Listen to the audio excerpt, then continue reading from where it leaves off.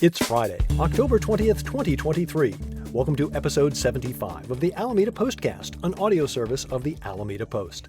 I'm your host, Scott Peeler. In this edition of the Postcast, the City Council rejects a lease over animal testing concerns, APD releases the latest crime statistics, a missing persons case comes to a sad ending, a cleanup coming to the estuary. If you've wondered what's going on with the Grand Street Shoreline Bathroom Project, you're not alone. Taylor Swift takes over the cinema, and this is your last weekend to use the Main Street Ferry Terminal for a while. These stories and more on this episode of the Alameda Postcast. Our top story, on Tuesday, City Council rejected staff's recommendation to lease Building 11 at Alameda Point to Science Corporation, a biotechnology company working to develop treatments for blindness by combining gene therapy with an eye implant. The central issue driving debate was the ethics of leasing to a company that engages in animal research, including research on primates. Adding to the issue, the company's founder, Max Hodak, is the former president and co-founder of Neuralink, the neurotechnology company co-founded by Elon Musk. A recent Wired magazine expose has caused concerns over how primates at Neuralink had died painfully due to the research conducted on them. Discussion and public comment on the topic was sharply divided, with the majority being opposed to the lease but others being strongly supportive.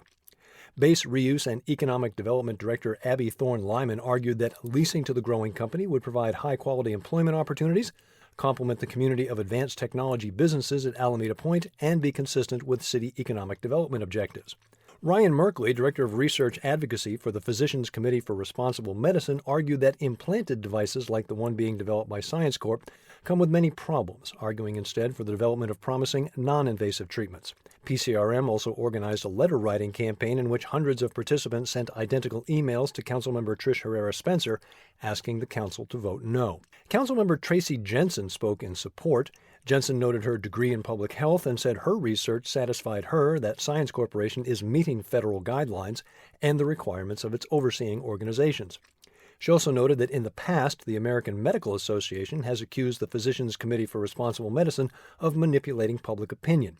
Mayor Marilyn Ezzy Ashcraft was also in favor of the lease, saying that Alamedans, quote, value science, end quote, and noting that the city had among the lowest death rates during the pandemic thanks to the citizens' embrace of vaccination. She added that while she hoped that animal testing to develop medical treatments would no longer be necessary as soon as possible, quote, we aren't at that place yet, end quote. Councilmember Malia Vela opposed the leasing of public land for an animal testing facility. Vice Mayor Tony Desog was also opposed, noting Alameda's opposition to the killing of animals as represented by the animal shelter's no-kill policy. Councilmember Trish Herrera Spencer objected to Hodak's past work with Neuralink.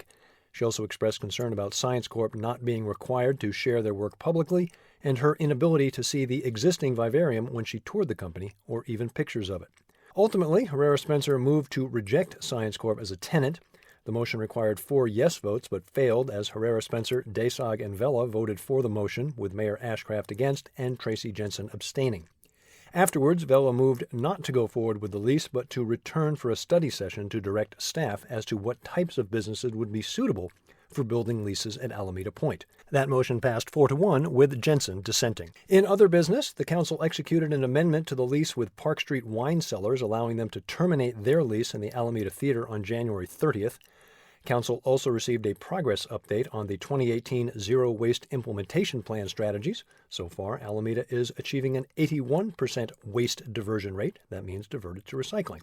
Finally, Council executed an amendment to the lease with Project Burger in the Alameda Theater Complex to lower their monthly rent to market rate, relieve outstanding rent due to inability to pay, and modify the lease term to a period of 1 year, with the potential to renew if they meet provisions requiring them to hire staff and operate for longer hours. The business has been in distress and also didn't receive COVID relief when their neighbors did, and the city is offering them a chance to make their business viable. A brief side note, if you've never checked out Project Burger, it is worth your time, another one of Alameda's little hidden gems.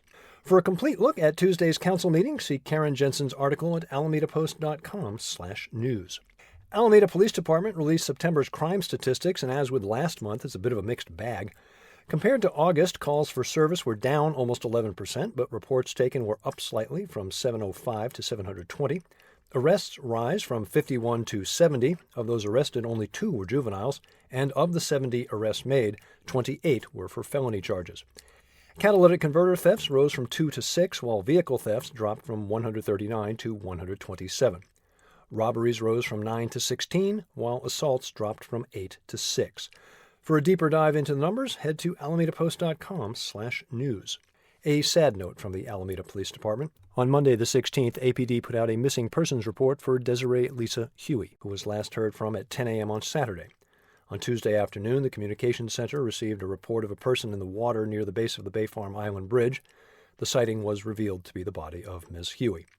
The family has set up a GoFundMe campaign to defray expenses. To contribute, search Alameda HUEY at GoFundMe.com. Back in episode 41 in February, we highlighted the problem of anchored-out vessels in the Oakland estuary. These are derelict and abandoned boats that people live on illegally, often with a lack of knowledge and or complete disregard for safety and sanitation rules, resulting in navigation hazards and pollution, as well as increased crime.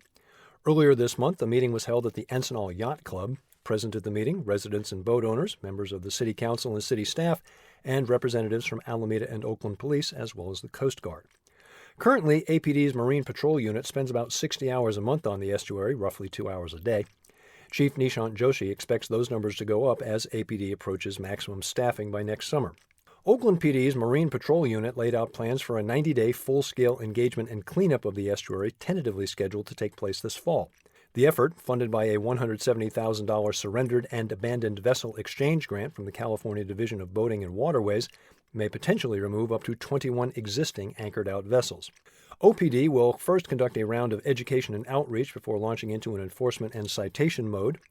Boats in violation of the nuisance vessel ordinance will receive a 30-day notice to leave the estuary, after which all remaining boats will be seized. Representatives of OPD, APD, and the Coast Guard pledged that the cleanup will be just the first step in a process that will require ongoing collaboration between each agency to stagger patrols and maintain a constant law enforcement presence on the estuary. Both the City of Oakland and the City of Alameda are expected to provide an update on estuary conditions at the December meeting of the San Francisco Bay Conservation and Development Commission Enforcement Committee. For a complete look at the steps being taken to address the problems surrounding anchor-outs on the estuary, see Ken Durr's article at AlamidaPost.com/news. For a number of months, you've probably seen the construction site at Grand and Shoreline and wondered, when is that going to be finished? Short answer, later. As Irene Dieter explores, what was supposed to be a relatively straightforward job of building a new restroom facility has turned into something else entirely. Construction of the new restroom began in early 2023 after years of planning and obtaining clearances. The project was expected to cost the East Bay Regional Park District about $300,000. New plumbing pipes were installed, dune fences erected, and rebar put into place to pour the slab. Delivery of the modular restroom was scheduled for April 18th. Then it all stopped. New concrete curbs meant a crane would have to park further out into the street than originally planned. A jurisdictional mix-up meant a floodplain review was never conducted, and it's since been discovered that the facility needs to be elevated. When will construction resume? At the moment, that's uncertain. For further details and a complete look at how the restroom timeline got flushed, see Irene Dieter's article at AlamidaPost.com/features. Our walking history tours continue this weekend. Part 2 of Alameda Point, the former Naval Air Station, is this Saturday the 21st. The tour will be repeated on Sunday the 29th. Details at AlamidaPost.com/tours. In addition to being a great historian and tour guide, turns out that Dennis Evanosky has a penchant for spooky stuff. Get ready for Halloween with Part 1 of Dennis's 3-part story, The Trunk in the Attic, at AlamidaPost.com/features. While you're there, you'll want to read Gene Kahane's review of the Taylor Swift concert film. Gene's definitely joined the ranks of the Swifties with Alameda Theater and Cineplex Taylor's Edition. Quick reminder, last weekend of operation for the Main Street Ferry Terminal until next year. Details on the new schedule are at AlamidaPost.com/news. Search Ferry Terminal. Rocktoberfest hits Almanac this weekend with music by Polkageist Saturday night. As always, AlamidaPost.com/events, your go-to for happenings here in Alameda. Altarena Playhouse opens Miss Bennett, Christmas at Pemberley. Show runs through November 19th. The Donut Fun Run hits Seaplane Lagoon Saturday morning. The Costume Swap comes to the Alameda Free Library on Sunday. Tickets are required, so get your costumes in by Friday, if at all possible, to get your ticket. Again, lots more events at AlamidaPost.com/events. Thank you for supporting local news for Alameda. Join us as a member, AlamidaPost.com/memberships. Remember, you can find us on Facebook, Instagram, YouTube, Mastodon, Threads, and Blue Sky, as well as our own subreddit. And don't forget to subscribe to our channel on Apple News. Find the Postcast wherever you get your podcasts, or simply tell your smart device to play the Alameda Postcast podcast. I'm Scott Bueller. I'll be back next Friday with episode 76 of the Alameda Postcast.